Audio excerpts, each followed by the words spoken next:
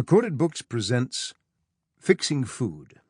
An FDA insider unravels the mysteries and the solutions by Richard A. Williams, Ph.D., narrated by Pete Bradbury. Prologue. We wanted to be heroes, part of something big and good that would make our lives meaningful. By the time I started at the FDA in 1980, it was mostly show over substance. The decline of the Food and Drug Administration started in the late 20th century, when we had no obvious solutions to make food safer or to help people make healthier choices.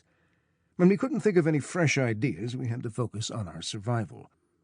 No one strategized or had top-level planning meetings about survival. It was more of an evolution.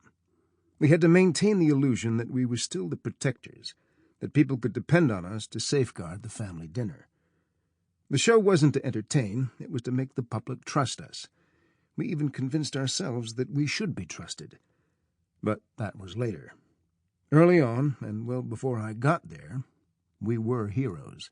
The FDA was created over 100 years ago when an unknown writer named Upton Sinclair published The Jungle to alert the public about what industrial masters were doing to their victims, the migrant workers in Chicago's meat plants.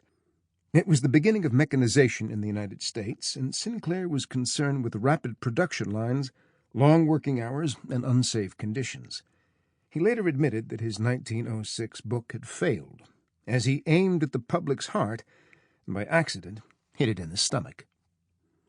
Sinclair wrote, "The meat would be shoveled into carts, and the man who did the shoveling wouldn't trouble to lift out a rat even when he saw one. There were things that went into the sausage in comparison with which a poisoned rat was a tidbit." The book caused a major public health scandal, something that had never affected the young American nation before. Sinclair wasn't the only one. Harvey Wiley, a chemist in the Department of Agriculture in the 1880s and 1890s, was passionate about testing foods for contaminants, and had tried unsuccessfully to get bills through Congress. When the bills failed, he took a budget of $5,000 and formed a squad of 12 young volunteers. All were men without families from the U.S. Department of Agriculture's USDA Bureau of Chemistry and Georgetown Medical College. They became known as the Poison Squad. Wiley deliberately fed them chemicals at high enough doses to make them sick. One Christmas meal included turkey, turnips, cranberry sauce, and borax. Borax, once used as a food preservative, can cause vomiting and respiratory illness when taken in exceedingly high doses. Wiley published his results in Good Housekeeping magazine. He became known as one of the first consumer crusaders and was nicknamed Old Borax. Between Sinclair's and Wiley's alarming publications, President Teddy Roosevelt felt pressure to involve the federal government in food safety. He didn't trust either Sinclair or Wiley. The former was a known socialist, and the latter, in President Roosevelt's mind, a publicity seeker. He observed of Sinclair's book, "I wish he had left out the ridiculous socialist rant at the end, betraying the pathetic belief in socialism to solve social problems." But President Roosevelt, along with many food manufacturers, was concerned about food purity. Despite his misgivings, two factors influenced him.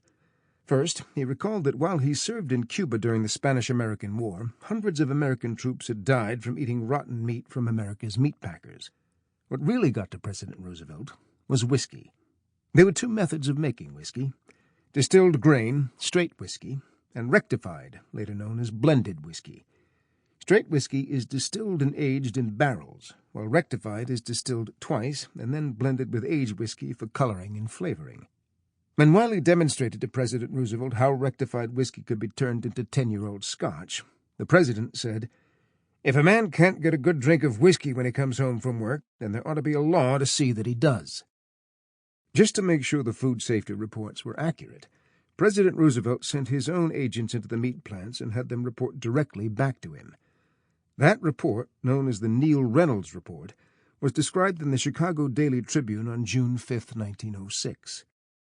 Meats intended for canning purposes are thrown into heaps on filthy floors. We saw meat shoveled from filthy wooden floors, piled on tables rarely washed, pushed from room to room in rotten boxcars.